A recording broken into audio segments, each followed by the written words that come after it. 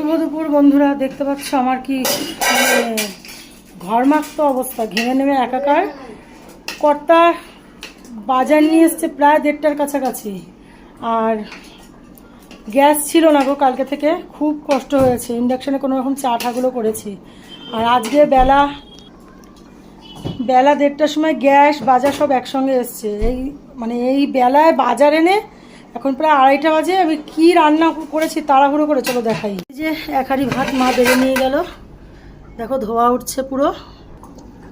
এখানে করেছি ওই যে 1 সিদ্ধ ডাল, আর কিছু করা ছিল না, এত বেলা হয়ে গেছে, কারণ মিস্ত্রিরাও খাবে সবাই।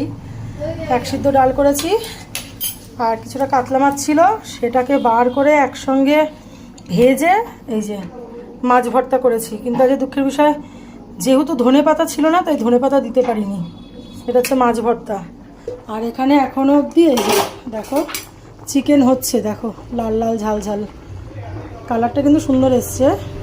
আর কত তাড়াহুড়ো করবো বলো, এই তাড়াহুড়ো করে যা পেরেছি বন্ধুরা তাই রান্না করে দিয়েছি, দেখেছো। এই যে নামানোর টাইম হয়েও গেছে। এই হচ্ছে আজকে রান্না। আর সঙ্গে তো ধরো আম কাটা রয়েছেই। এরকম তাড়াহুড়ো করে কষ্ট করে কে রান্না করো আমাকে একটু জানিও গো। এখন অবধি বন্ধুরা স্নান করে উঠতে পারিনি, তো দেখলে তো কী কী রান্না করেছি।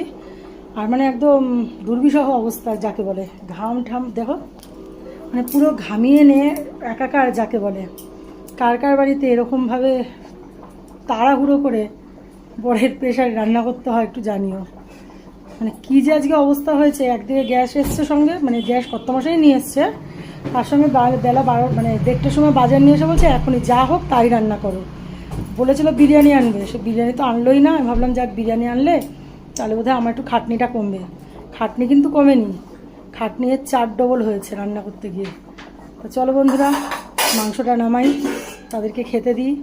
ভিডিও ভালো লাগলে একটু লাইক কমেন্ট শেয়ার করে দিও। চলো ছাড়ো, টাটা।